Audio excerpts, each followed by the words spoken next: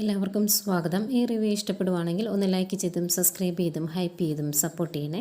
അപ്പോൾ അലീനയോട് സിഐ ചോദിക്കുന്നുണ്ട്, അവന്മാർ നിന്നെ റേപ്പ് ചെയ്യാൻ ശ്രമിച്ചിട്ടില്ലേ എന്ന്. അന്നേരം അലീന ഇല്ല എന്ന് പറയുമ്പം സിഐ അലീനയുടെ അടുത്തോട്ട് വന്നിരിക്കും. എന്നിട്ട് പറയും, അത് അവന്മാർ സമ്മതിച്ചല്ലോ, പിന്നെ നിനക്ക് സമ്മതിക്കാൻ തന്നെ ഇത്ര ബുദ്ധിമുട്ട്? അവന്മാർ നിനക്ക് മയക്കുമരുന്ന് കലക്കിയ ജ്യൂസ് തന്നു എന്നും നിന്നെ റേപ്പ് ചെയ്യാൻ ശ്രമിച്ചു എന്നും ഉള്ള കാര്യങ്ങളൊക്കെ അവന്മാർ സമ്മതിച്ചതാണ്. എന്നിട്ടും നീ അത് ചെയ്തില്ല എന്നാണ് പറയുന്നത്.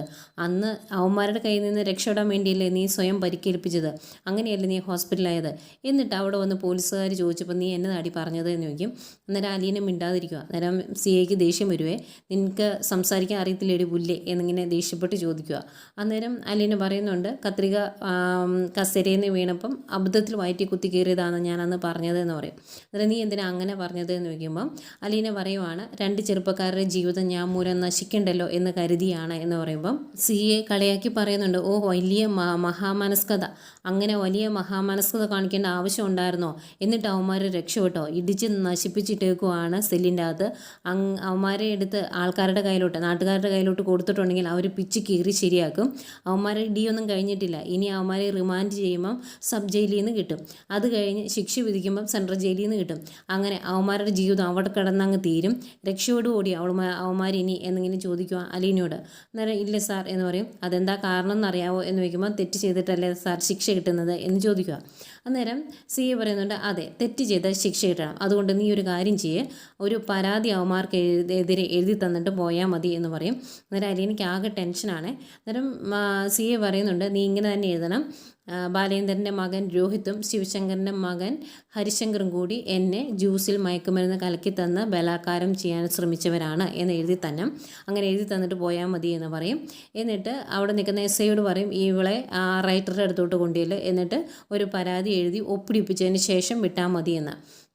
അന്നേരം അലീന, എനിക്കങ്ങനെ പരാതിയൊന്നുമില്ല സാറേ, അതൊക്കെ കഴിഞ്ഞ കാര്യമല്ലേ എന്ന് ഇങ്ങനെ പറയുക. അന്നേരം കഴിഞ്ഞ കാര്യമാണോ? നിന്നോട് ആരാടിയാന്ന് കള്ളത്തരം പറഞ്ഞ് അവന്മാരെ രക്ഷിക്കാൻ പറഞ്ഞത്? അന്ന് അങ്ങനെ രക്ഷിച്ചത് കൊണ്ടല്ലേ അന്ന് നിനക്ക് കിട്ടാതെ പോയത് മൊത്തം മറ്റൊരു പെൺകുട്ടി ഏറ്റുവാങ്ങേണ്ടി വന്നത്? അന്ന് നീ എല്ലാം തുറന്നു പറഞ്ഞായിരുന്നെങ്കിൽ അവന്മാർ ഇന്ന് ആ പെൺകുട്ടിയോട് ഇതൊക്കെ ചെയ്യുമായിരുന്നോ? അതിന് കാരണം നീ കൂടിയല്ലേ എന്ന് വയ്ക്കുമ്പം അലീന പറയുന്നുണ്ട്, ഇങ്ങനെയൊക്കെ സംഭവിക്കും എന്ന് എനിക്ക് അറിയത്തില്ലായിരുന്നു, അങ്ങനെയൊന്നും സംഭവിക്കണമെന്ന് ഞാൻ മനസ്സിൽ പോലും കരുതിയിട്ടില്ലായിരുന്നു എന്ന് പറയുമ്പം എന്നാൽ സംഭവിച്ചു, അതുകൊണ്ട് പരാതി തന്നിട്ട് നീ പോയാൽ മതിയെന്ന് ഉറപ്പിച്ച് പറയുവാണ്. എന്നിട്ട് എസ് ഐയുടെ കൂടെ അങ്ങോട്ട് പറഞ്ഞു വിടും. എന്ത് ചെയ്യണമെന്ന് അറിയത്തില്ല, ആരോട് പറയണമെന്ന് അറിയത്തില്ല. ആകെ ടെൻഷനിലാണ് അലീന. അന്നേരം അവിടെ നിന്ന് ഇറങ്ങിപ്പോരുന്നത്. സിയും ആകെ കലിപ്പിലാണ്. അലീനയുടെ കയ്യിൽ നിന്ന് പരാതി എഴുതി വാങ്ങും എന്ന് തന്നെയാണ് അവരുടെ തീരുമാനം. അവിടുന്ന് ഇറക്കിക്കൊണ്ട് വരുന്ന അലീനെ നേരെ എസ് ഐയുടെ ക്യാബിനിലേക്കാണ് കൊണ്ടുവരുന്നത്.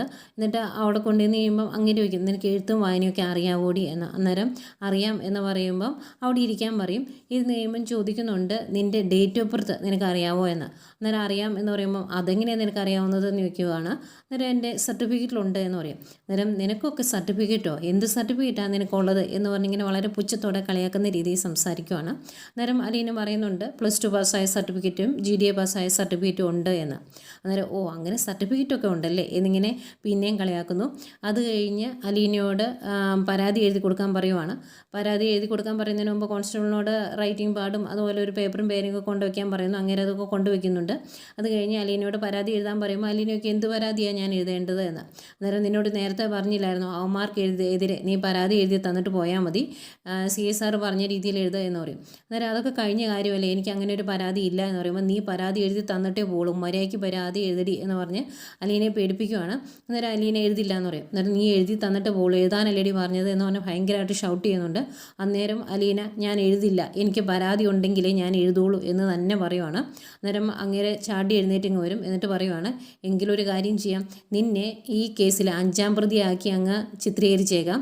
നീയാണ് മയക്കുമരുന്ന് കലക്കി കൊടുത്ത് അവന്മാരുടെ കയ്യിൽ മയക്കുമരുന്ന് കലക്കി കൊടുത്ത് വിട്ടത്, അതങ്ങനെയാണ് ആ പെൺകുട്ടീനെ അവന്മാർ റേപ്പ് ചെയ്യാൻ ശ്രമിച്ചത് എന്ന് പറഞ്ഞ് ഒരു കേസ് അങ്ങ് രജിസ്റ്റർ ചെയ്തേക്കാം. അപ്പോൾ പിന്നെ നീയും അതിൻ്റെ അകത്തേക്ക് ആയിക്കോളൂല്ലോ എന്ന് പറയുക.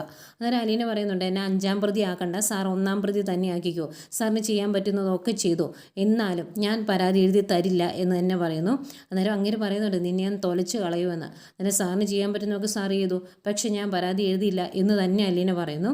അന്നേരം അങ്ങനെ ഭയങ്കരമായിട്ട് ദേഷ്യപ്പെട്ട് പറയുന്നുണ്ട്, നീ ഇവിടുന്ന് പരാതി എഴുതി തരാതെ പോകത്തില്ല, അതിനെന്താ ചെയ്യേണ്ടതെന്ന് അറിയാം, ഇവളെ പിടിച്ചുകൊണ്ട് പോയി ആ സെല്ലിൻ്റെ ഫ്രണ്ടിലിരുത്ത് പരാതി എഴുതി തന്നിട്ട് ഇവളെ വിട്ടാൽ മതി എന്ന് പറയുവാണ് അവിടെ നിൽക്കുന്ന വനിതാ കോൺസ്റ്റബിളിനോട്.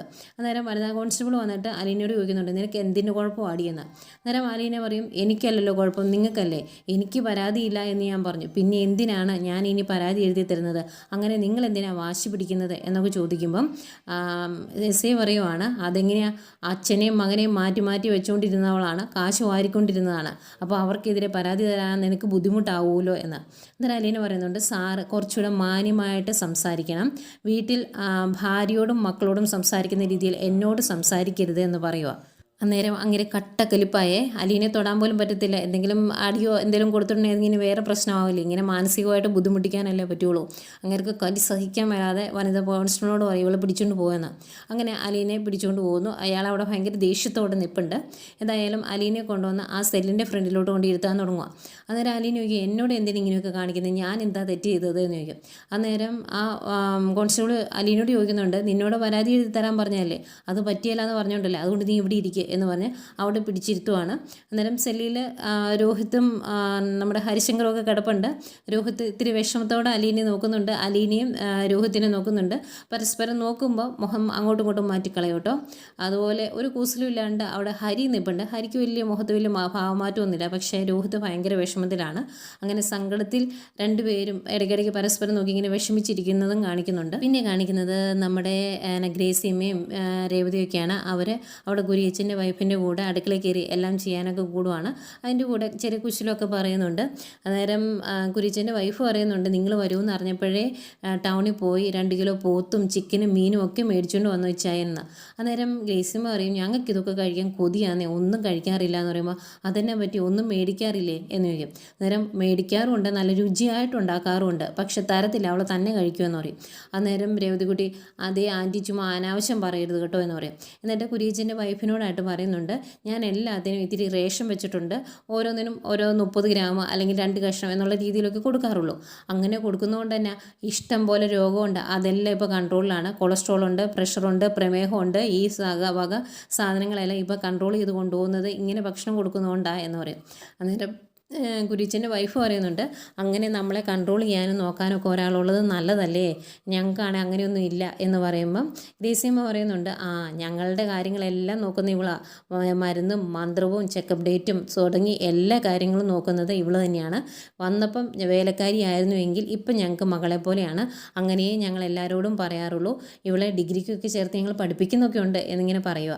അന്നേരം കുരിച്ചൻ്റെ വൈഫ് പറയുന്നുണ്ട്, അതൊക്കെ ഒരു പുണ്യ ഗ്രേസിയമ്മ, അങ്ങനെയൊക്കെ ചെയ്യണം എന്ന്. അപ്പോഴത്തേക്കും ജോബിച്ചനും വൈഫോടെ വരുവേ. ഇവർ വന്നെന്നറിയുന്ന എല്ലാവരോടും ഓടി ഇറങ്ങി ചെല്ലും. കൊച്ചു ആദ്യം കുറച്ച് കരച്ചിലായിരുന്നു, അതിനെ കരച്ചിൽ മാറ്റാനൊക്കെ തുടങ്ങുന്നുണ്ട് കുരിച്ചൻ്റെ വൈഫ്. അന്നേരം ഗ്രേസിയമ്മ കാണുമ്പോഴേക്കും ആൻറ്റി എന്ന് പറഞ്ഞാൽ ഓടി വന്ന് കെട്ടിപ്പിടിക്കുന്നൊക്കെ ഉണ്ട് കേട്ടോ ജോബിച്ചൻ. എന്നിട്ട് പറയുന്നുണ്ട്. അന്നേരം ഗ്രേസിയമ്മ ചോദിക്കും, അറിയോ എന്ന് ചോദിക്കുമ്പോൾ, അറിയുമെന്നോ, എത്ര കാലം അവിടെ വന്ന് ഗ്രേസിയമ്മ ഉണ്ടാക്കി തരുന്ന ആ ഭക്ഷണം കഴിച്ച് ഞങ്ങൾ അവിടെ കഴിഞ്ഞിട്ടുണ്ട്, അതൊന്നും ഞാൻ മറന്നിട്ടില്ല എന്ന് പറയും. അതുപോലെ മീരയോടും സംസാരിക്കുന്നുണ്ട് ഗ്രേസിയമ്മ. ആദ്യമായിട്ടാട്ടോ കാണുന്നത്, വിവരങ്ങളൊക്കെ അറിയാറുണ്ടായിരുന്നു, ഞങ്ങളുടെ മകൻ പോയതിന് ശേഷം പുറത്തേക്കൊന്നും ഇറങ്ങാറില്ല എന്ന് പറയും. അന്നേരം മീരയും പറയുന്നുണ്ട്, ഇങ്ങോട്ട് പോരുന്ന സമയത്ത് വണ്ടിയിലിരുന്ന് അവിടുത്തെ കഥ മൊത്തം ജോബിച്ച് എന്നോട് പറഞ്ഞായിരുന്നു, അന്ന് വന്ന് നിൽക്കുന്ന സമയത്ത് രാത്രി സെക്കൻഡ് ഷോയ്ക്ക് പോകുന്ന കാര്യം തൊട്ട് എല്ലാം പറഞ്ഞു എന്ന് പറയും. അന്നേരമാണ് ജോബിച്ചൻ രേവതിക്കുട്ടിയെ ശ്രദ്ധിക്കുന്നത്. അന്നേരം ഇതാരൊരു പുതിയ ആൾ എന്ന് ചോദിക്കുന്നതെങ്കിലും കുരിച്ചൻ പറയും, അതൊക്കെ പറയടാ, നമുക്ക് അകത്തേക്ക് പോകാമെന്ന് പറഞ്ഞ് എല്ലാവരുടെ അകത്തേക്ക് പോരുവാണ്. പിന്നെ കാണിക്കുന്നത് ബബിതയാണ്. ഇത്രയും പ്രശ്നങ്ങൾ ആ വീട്ടിൽ നടന്നിട്ടും അതൊന്നും അവളെ ബാധിച്ചിട്ടില്ല. അവൾ ആ മുറിയിൽ കയറി ഇരുന്ന് ആ തേനീച്ച തലേനെ മെസ്സേജ് അയച്ചുകൊണ്ടിരിക്കുവാണ്. അവനോട് പറയുന്നുണ്ട്, എടാ ഇന്ന് എനിക്ക് പുറത്തേക്ക് ഇറങ്ങാൻ പറ്റത്തില്ല, ചില പ്രശ്നങ്ങളുണ്ട് എന്ന്. അന്നേരം അവൻ ചോദിക്കും, വോയിസ് മെസ്സേജിലൂടെയാണ്, എങ്കിൽ ഞാൻ അങ്ങോട്ട് വരട്ടെ, അലീന അവിടെ ഉണ്ടോ എന്ന് ചോദിക്കുമ്പോൾ, ഇല്ല അവളിവിടെ ഇല്ല, ഞാനും അനിയത്തി കൃഷ്ണജയും മാത്രമേ ഇവിടെ ഉള്ളൂ എന്നിങ്ങനെ പറയുവാണ്. ഇപ്പം നീ വരണ്ടാന്നൊക്കെ പറയുന്നുണ്ട്. അപ്പോൾ ഈ വോയിസ് മെസ്സേജ് കേട്ടുകൊണ്ട് അങ്ങോട്ടേക്ക് വരുവാണ് കൃഷ്ണമോൾക്ക് ദേഷ്യം വരുന്നുണ്ട്. അത് കഴിഞ്ഞ് അങ്ങോട്ട് മെസ്സേജ് അയക്കാൻ വേണ്ടി ഇങ്ങനെ തുടങ്ങുമ്പോഴാണ് കൃഷ്ണമോൾ അവിടെ നിൽക്കുന്നത് കാണുന്നത്. എന്തെങ്കിലും ദേഷ്യപ്പെട്ട് ബബിത കൃഷ്ണമോളോട് ചോദിക്കും, ഒരു റൂമിലേക്ക് വരുമ്പം ഒന്ന് ചുമച്ചോ ഇത്തിരി ശബ്ദമൊക്കെ ഉണ്ടാക്കി വരണ്ടേ, ഇങ്ങനെ വന്ന് ഒളിച്ചു നിൽക്കുവാണോ ചെയ്യേണ്ടത് എന്ന് ചോദിക്കുമ്പം കൃഷ്ണമോൾ പറയുന്നുണ്ട്, ഞാൻ ഒളിച്ചല്ല നിൽക്കുന്നത്, നേരെയാണ് എന്ന്. എന്നിട്ട് പറയും, നാണമില്ലല്ലോ, സ്വന്തം അച്ഛനും അമ്മയും ഹോസ്പിറ്റലിൽ കിടക്കുന്നു, ഒരു സഹോദരനുള്ളത് പോലീസ് സ്റ്റേഷനിലാണ്, എന്നിട്ട് ഇവിടെ ഇരുന്ന് ആ തേനീച്ച തലേനെ മെസ്സേജ് അയച്ചുകൊണ്ടിരിക്കുന്നു, ആ മുടിയന്, നിനക്ക് വേറെ പണിയൊന്നും പേടിയൊന്നുമില്ലേ? നിനക്ക് ഫോൺ വിളിച്ച അച്ഛന് എങ്ങനെയുണ്ട് എന്ന് അന്ന് അന്വേഷിക്കാം, അമ്മയോട് വിളിച്ച വിശേഷങ്ങൾ അന്വേഷിക്കാം.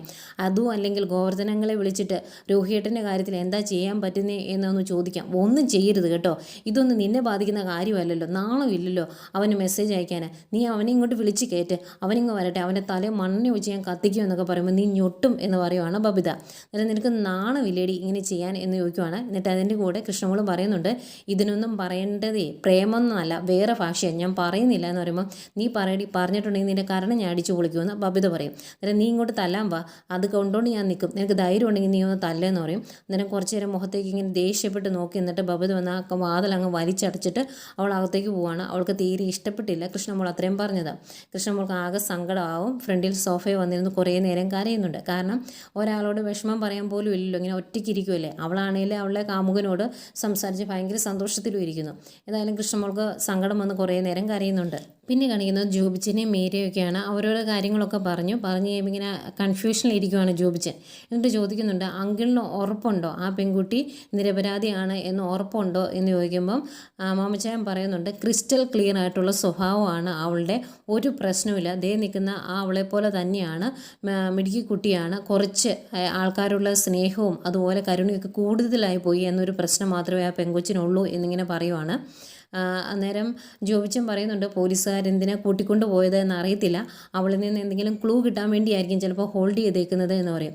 അന്നേരം മാമച്ചായൻ പറയുന്നുണ്ട്, അവളിൽ നിന്ന് ഒരു ക്ലൂവും കിട്ടാനില്ല, അവൾ അങ്ങനെ തെറ്റ് ചെയ്യുന്ന പെൺകുട്ടിയല്ല എന്നിങ്ങനെ പറയുവാണ്.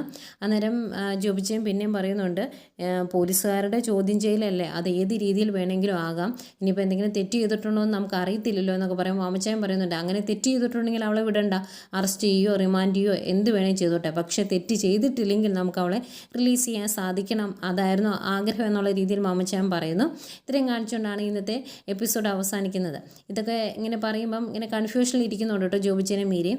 അത് കഴിഞ്ഞ് മീരയുടെ അച്ഛനെ വിളിക്കുന്നുണ്ട്. അച്ഛൻ പാലായിലെ SP ആണ്. അങ്ങേര് പറയുന്നുണ്ട്, മോളെ അതൊരു വിവാദമായ ഒരു കേസാണ്, ഇന്ന് അറസ്റ്റ് ചെയ്തോളൂ, നാളെ പത്രത്തിലൊക്കെ വരും, വലിയ പ്രശ്നമാകുന്ന കേസാണ് എന്നൊക്കെ പറയുന്നുണ്ട്. ഇനി രക്ഷിക്കാൻ പറ്റുമോ ഇല്ലയോ എന്ന് പറഞ്ഞോ എന്നറിയത്തില്ല. ആകെ വിഷമത്തിൽ നിൽക്കുന്ന മീരയെ കാണിക്കുന്നുണ്ട്. അതുപോലെ ഈ സമയം സ്റ്റേഷനിൽ എങ്ങനെയെങ്കിലും അലീനെ കൊണ്ട് പരാതി എഴുതി മേടിപ്പിക്കണമെന്ന ഒരു ഉറച്ച തീരുമാനത്തിലാണ് SIയും CAയും. എന്നെ വില കൊടുത്തും അവളെ കൊണ്ട് പരാതി എഴുതിപ്പിച്ചിട്ട് ഇവിടുന്ന് വിടാവുള്ളൂ, അല്ലെങ്കിൽ അവളെ വിടണ്ട എന്ന് CA പറയുന്നു. അത് കഴിഞ്ഞ് വൈജയൻ്റെ ഒരു സംസാരിക്കുന്ന നമ്മുടെ സുലോചനയെ കാണിക്കുന്നുണ്ട്. സുലോചന പറയുന്നുണ്ട്, ഇങ്ങനെ അലീനെ കൊണ്ട് പരാതി എഴുതി മേടിപ്പിക്കാൻ വേണ്ടിയാണ് പോലീസ് സ്റ്റേഷനിലേക്ക് കൊണ്ടുപോയത് എന്ന് പറയുമ്പം ആകെ വിഷമാവുന്നുണ്ട് വൈജയന്തിക്ക്. അതുപോലെ ഈ വിവരങ്ങൾ അറിഞ്ഞ് ICUവിൽ നിന്ന് ഇറങ്ങിപ്പോകാൻ തുടങ്ങുന്ന ബാലേന്ദ്രനെ കാണിക്കുന്നുണ്ട്. ഇതെല്ലാം കഴിഞ്ഞ് വൈകിട്ട് സിവിൽ ഡ്രസ്സിൽ പോലീസ് സ്റ്റേഷനിലേക്ക് വരുന്ന SIയെ കാണിക്കുന്നുണ്ട്. അയാൾക്ക് ഭയങ്കര കലിപ്പാട്ടോ അലീനയോട്. ഏതായാലും ഇതൊക്കെയാണ് പ്രൊമോ ആയിട്ടും കാണിച്ചത്.